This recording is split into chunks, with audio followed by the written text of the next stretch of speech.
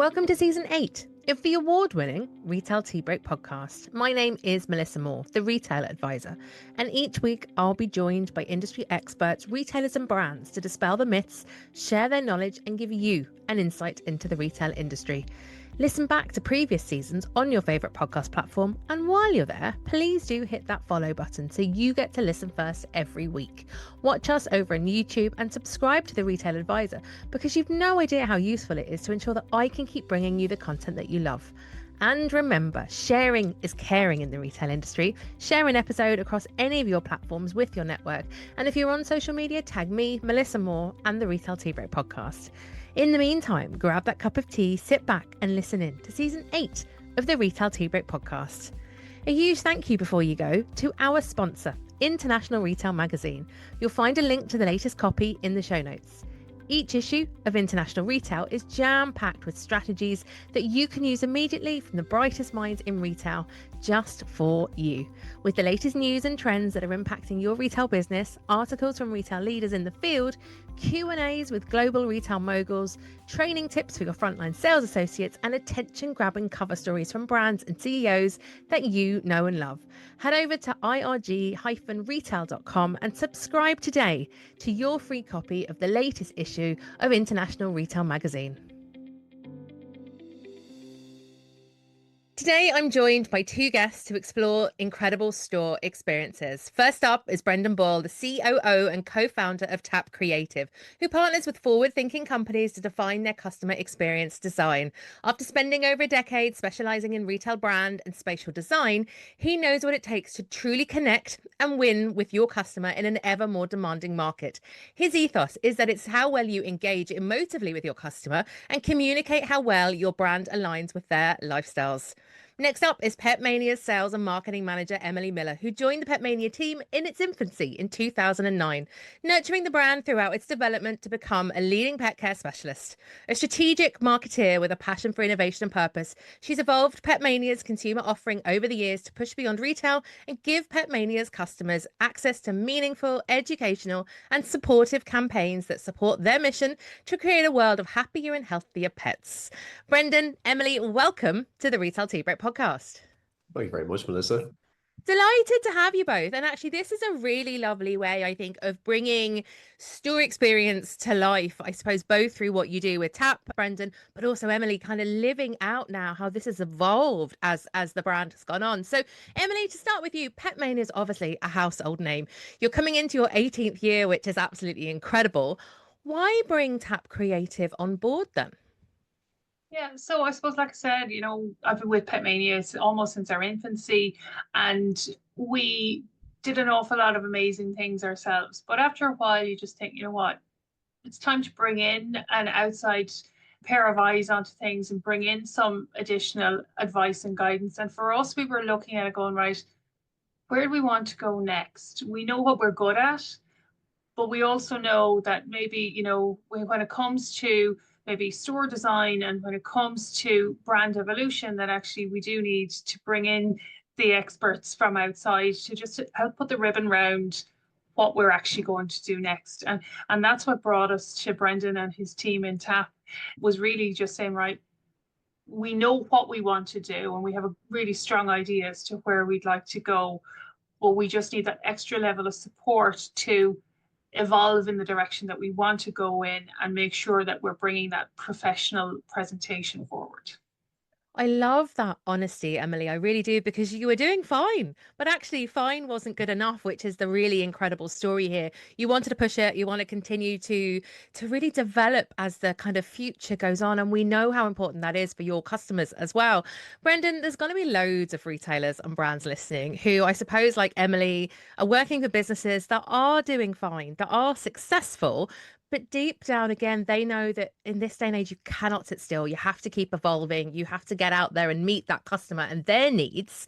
What's that process like then, bringing Tap on board to help and support?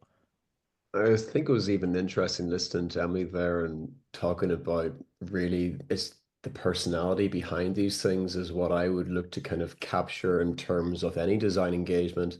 So the first thing that would start for us in terms of a process would be that it starts with empathy, really, because even as Emily said there could be things that they're doing well in terms of the business, but with so much change going on, there can also be an undercurrent that things maybe not connecting like they used to, or there's things that we feel we can improve, but we're just not too sure about how to do them. That's normally a good starting point for us. Normally it's a powerful cue from the client's perspective. So whenever they've come to that realization themselves, I would say the first thing that we do is that we listen because we have to. We would listen to the business, listen to the people, and very importantly, we would listen to the customers. Now, we are lucky enough that we partner with market research and customer research companies. So for us, it was really about spending the time then on the back of that to understand that who the customers were. They weren't just pet owners anymore, they were pet parents. And I believe that term has been around for a while, but it was new to me whenever we first engaged in this project. But it was really like that they weren't just what they buy, it's why they actually care. So yes, people go into Petmania, they would buy products like they would in any other pet store. But what we found out is these customers were valuing most was the advice and the care and the expertise that Petmania was giving them. And they have the most accredited staff in Ireland when it comes to pet care. So that really shone through in the experience that we had with them and with the research itself. So that research, that insight would then help us to the next stage of the process, which was forming a new proposition for them. For Petmania, that was the home of pet care, which meant that we are going to take the brand way beyond just being a retailer, was going to be much more of a partner for the pet owners going forward.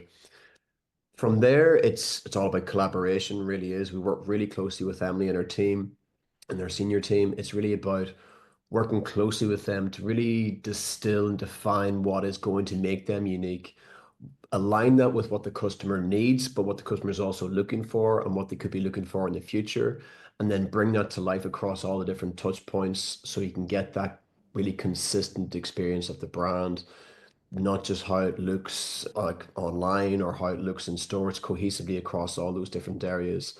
So when you get that right, in our experience, it's much more than a signpost of a refresh. It's much more the fact that this brand is now committed to what they stand for in their core. And it's a promise to the customers that they're continually going forward.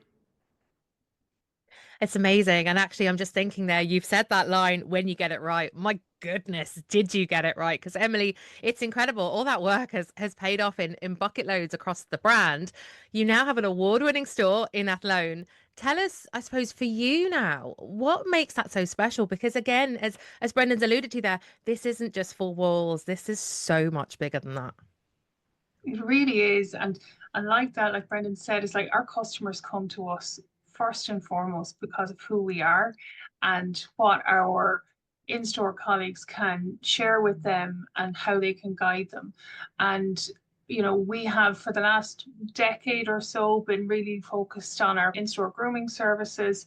It's a huge part of our business, and that's something that we have evolved quite a bit. But we were kind of going, right, there's space to push that harder and really help to educate the customer and educate dog owners with regard to the needs there. But we also, when we were looking at that store design, we were looking to the future and going, right, what are the next things? What are the other areas where we need to evolve and develop? And in the store in Athlone, it gave us the opportunity when we were designing it to introduce a dog training facility. So we have a dedicated space for dog training within the store. It gave us opportunities to find different touch points within the store to allow us to engage with our customers differently. So whether that's from demonstrations of different types of cat litter or comms around different types of dog beds or nutrition, it gave us the opportunity to explore that and maybe pull out some of the things that we've been talking to our customers about for years, but to just refine how we're communicating with them about that at store level. And then it also just allowed us to, or facilitated us to call out the areas within our store that were maybe a little bit lost or that needed a little bit more attention. So nutrition being hugely important to pet owners and making sure that their dogs and cats are getting the right food at the right stage in their life, and that, helping customers navigate through that journey of finding the best food for their dog or cat. So you might even have two dogs, but doesn't mean they need to eat the same food, because depending on where they're at, there's lots of different things that need to be considered. And also for us, we were saying that we really wanted to call out that area of healthcare within the store. And we have a lot of knowledge. Like I said, we've got a lot of product in our stores, but maybe it wasn't as visible as we wanted it to be for our customers to identify, and for us to be able to expand out and shine a light on our healthcare category within the store was really key as well, because it allowed us to say, look, hey, customers, you're coming into us, you're looking for this advice. We actually do have it. We've introduced it, sort of interactive screens and lots of questions and information. So lots of different touch points for people to get access to information as well. But just put us in that position where we're the step before the vet, and we're very much in that preventative care message. And we do have people coming to us, and they were anyway, but more so now. And even only the other day, I got an email from somebody saying, hey, I've got this dog, it's got allergies. What should I consider doing? And to be able to be recognized by our customers as being a space that we can go and ask that question is really a credit to what we've done with the guys in TAP to just put that framework in place and make it more comfortable a conversation for us to have with our customers. We have the product anyway, but it's, I suppose, what we now have is the physical environment that supports what we already had in a lot of regard, and also gives us the opportunity to grow forward. And like I said, putting in new spaces into the stores and allowing us to move beyond just selling product, because that is not something that we've ever really wanted to be. We've never wanted to be a space that just sells people stuff. We want to help people find the right thing. And if the right thing may actually be a service, that's we want to make sure that we've got those. And early in the stages of our conversations with TAP, we became the first non-veterinary organization across the country to offer microchipping to pet owners. So to be able to introduce and elevate the standard of services that we have to offer, and to make that pet care accessible to pet owners, is really invaluable for us. So to the guys in TAP to help us create the space that reflects all of that was really goal number one. And I think we really did hit that mark. And you've absolutely created it in bucket loads, which is phenomenal. Because as a pet owner myself, I'm sitting and nodding away like a nodding dog to everything you've said. Because sometimes you don't know the questions to ask, but if you've built the safe space, which is what you've done with TAP, that I can come in, I can feel normal to not know what I need to know, and actually invite me then to either, as you said, use the digital screens, ask one of your colleagues a question, or just have a play around and have a look and a wonder. It's making me feel better. And again, I suppose that's building that emotional connection. It's driving loyalty for you as well. But Brendan, this sounds amazing, and it does. The store is absolutely stunning. That takes a lot of planning. Like let's not kind of joke around here. It takes a lot of planning. You're looking at that pre-store experience, of course, that in-store experience, that post-purchase experience. It's an enormous customer journey, because I suppose you're doing that for Petmania, but I'm really mindful you're doing that for the customer, the pet owner, but you kind of have to do it for the pet as well. So you've so much to play with that. Yeah, definitely. And I'll just reiterate, award-winning experience, even more so. But listen, I'm not going to bang my own drum here. You should. It's well deserved to both of you and the teams. It really is. Well, listen, it's always nice to get recognition for something like that, but this really was such an exciting project for us to work on because of the relationship that we have with Petmania as well. I mean, there was very few times when like their, I suppose, ambition for what they wanted to do, we weren't able to meet and try and even push it even further. So it was exciting whenever you get into those positions because that's when the best creativity comes out. And from a designer background and a designer perspective, it's always better for us, as we say in TAP, that we want to be pulled back rather than being pushed forward. So we're coming with ideas, we're coming with suggestions, and I was really getting that buy-in from Petmania and their team was really important. But when we come back to the overall like emotion of it, Melissa, and like and looking at that really from the the customer journey really, as Emily had mentioned earlier. It's really understanding the missions that those customers are taking. And what used to be framed as customer journey, we've actually now evolved that to be experience mapping and even taken it a level further. And that's become a really integral part of our design process, in particular for retail design, because we realize we're not just designing a typical bricks and mortar store. What we're looking to do is to build on that emotion and actually to build a stronger relationship with the customers and the brand, because we know customers form the impressions what they have of a brand before they even come through the doors nowadays. It's online, like the technology is in your hand. And those impressions that we're building need to be elevated then whenever people get to the store.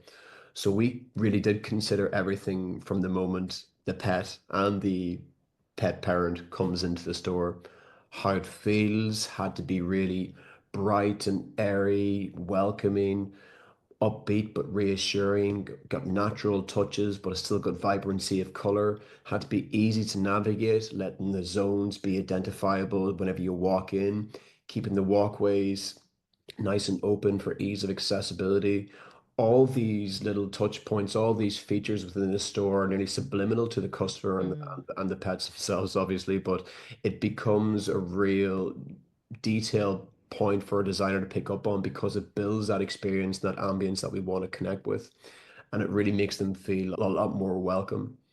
So we brought in the design principles that supported care and trust because that was an anchor in what the new design principles, what the home of pet care and Petmania was going to be. So those natural materials, those calming tones, those clear zones for grooming, nutrition, and health in particular. But we didn't want to stop there either. So we had to commit to our communications that they would live outside the store. So we'd have to have a level of flexibility with all the branding and communications that we developed, that people would get a sense of that consistency whenever they look at it online. And then when they go to in store, the brand is really starting to just become a lot more alive for them, becomes much more of a tangible thing. And that's where we feel in an age where loyalty is actually diminishing, where you can actually give the platform for your staff and the brand to engage with your customers, to create that trust with them, and then you can start to build that loyalty even more. So we would say it's not just designing for the store or store visit, it's more that you're designing for the relationship that the customers are going to have with your brand. And that's the significance of considered experience mapping or considered customer journey for us. Which is incredible. And actually, on that, Emily, something that fascinates me and it ties in so beautifully with what Brendan says is that your work with Tap didn't just kind of end at the store or the experience or the branding. It's had a massive impact on your team. You've heavily invested in upskilling them at the same time, which I think is something, we see a lot of revamps, we see a lot of new stores opening. The people themselves tend to be forgotten, but you were great with what you've done here for the teams. Yeah, and it's again, I suppose we've never been shy about what we want to achieve. Petmania has always been, there's a goal there and we're going for it. And we have recognized very early on that our people are vital to the successful execution of anything that we want to do. And in doing that, our HR manager and our operations manager reviewing and looking at, well, where are the gaps in skill? Are there knowledge gaps? Are there things that we can do? Are there things that we can improve on? And like I mentioned already, we've invested heavily in our dog grooming over the last decade. We've developed our own internal grooming academy where we are now training our own dog groomers, and we are about 75 groomers working with the business now. And the Wow. majority of those are coming through our grooming academy, and they're coming through in a variety of means. But what it allows us to do is offer continued upskilling, career progression opportunities. And we're now offering for our groomers up to degree level certification as they continue through their program, their career with us. But not only that, we are also working with the guys who work on the shop floor. We're offering courses through the iPad network to those in things like dog training, behaviorism, nutrition, loads of different levels, from sort of shorter courses to longer term courses, and then working with our suppliers to make sure that we're continually upskilling with regard to product knowledge and awareness. And that's such an important thing for us. And it's really important for us to help our team in store live the messaging. And I think I've always said it's like branding is this wonderful thing. It's this great big bow that you put around a box, and isn't it lovely? But if what's inside the box doesn't meet what's on the outside, all you're going to do is have disappointed customers. And to keep that relationship between what's inside the box and what's outside the box, and all of the messaging that I'm putting out through our marketing communications and all of the amazing stuff that the guys in Tap have helped us with, we need to continue to invest in our team and provide them with that upskill and knowledge.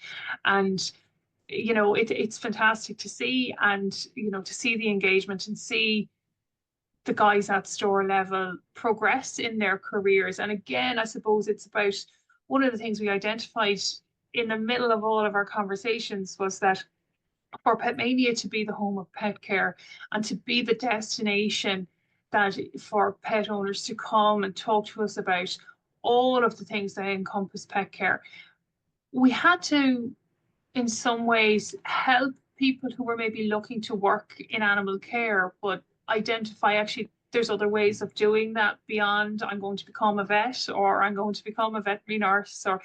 And that's something that's really exciting, and that Rachel has been working really hard on to make sure that we have that support in place, so that if somebody is coming and joining the Petmania team, that they're not just interested in working for a couple of days a week, but they're actually looking at going, well, there is career opportunities and progression, whether it's into dog grooming, whether it's into store management, whether it's into dog training, or there's lots of different opportunities that we can look at and consider.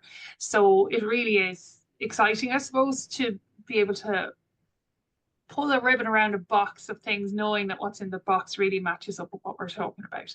And it's So fantastic, I have to say, and sorry to interrupt you, but I'm beaming here listening to you because as someone who works in retail education, as someone that delivers a lot of training to teams, it's amazing to see a brand actually that has driven customer experience, as we're talking about today, but you're driving that employee experience at exactly the same time, at the same rate, and it's as important.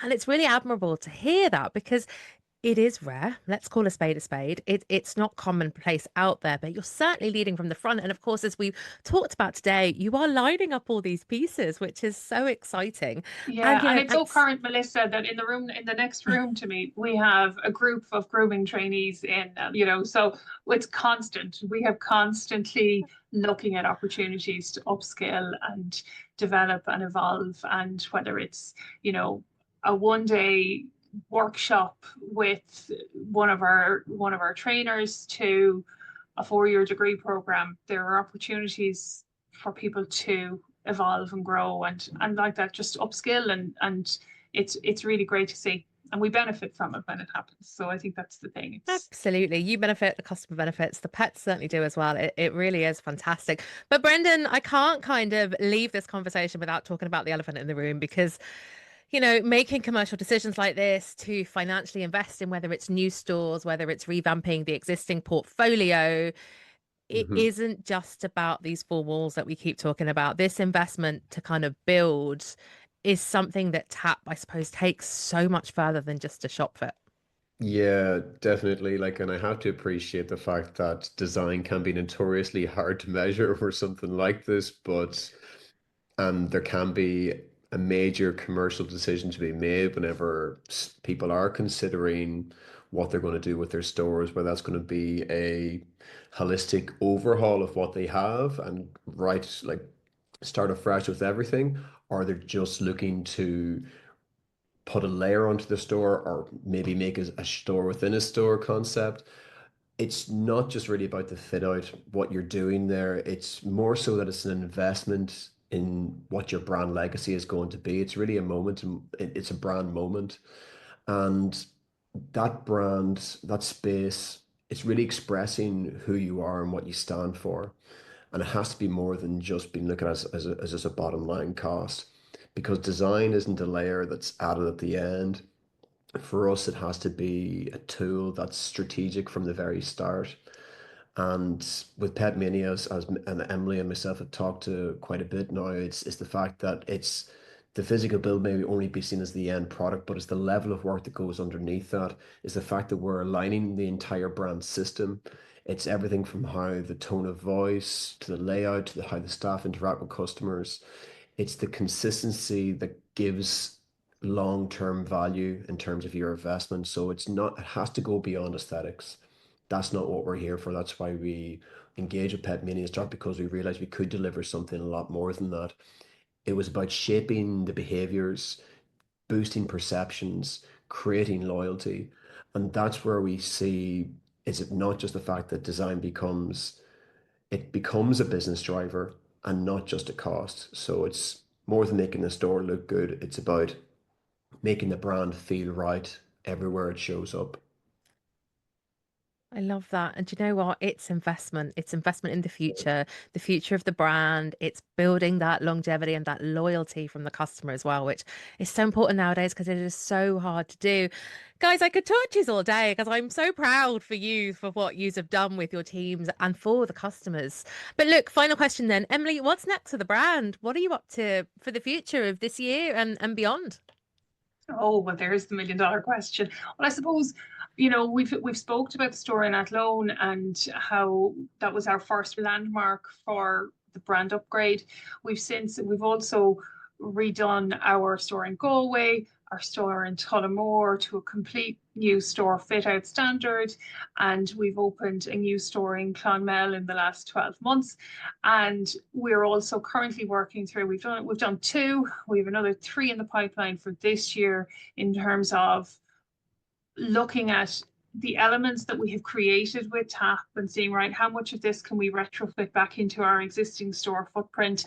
We may not do a whole, rip it all out and start again, but looking at how can we take elements of what we've created and overlay it on what we've got already in existence. And we've been doing that. We've successfully completed two stores and we're working through another three to be completed, potentially four if we can squeeze it in this calendar year.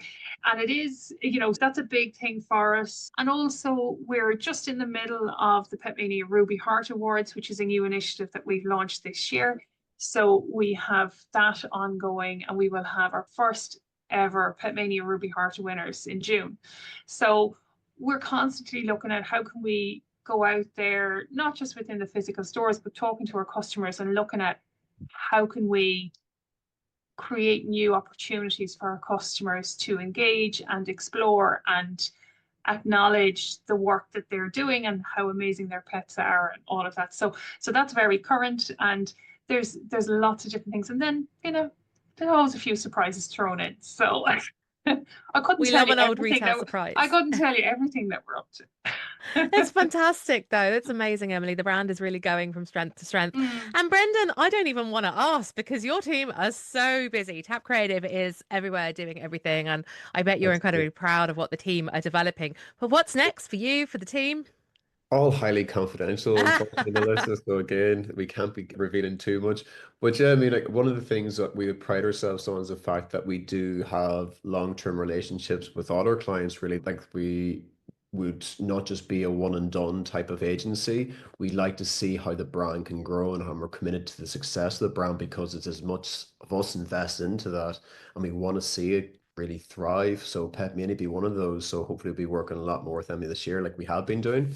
And then we are born in retail design, but there are other strands in terms of hospitality that also gets us excited every now and again. So there's hospitality projects, but more so there are some big landmark retail projects coming up, and we hope to see them launch towards, well, maybe have the concepts and so on resolved by end of this year, and then we'll see Q4, potentially Q1 launch next year. So some big work on big projects incoming.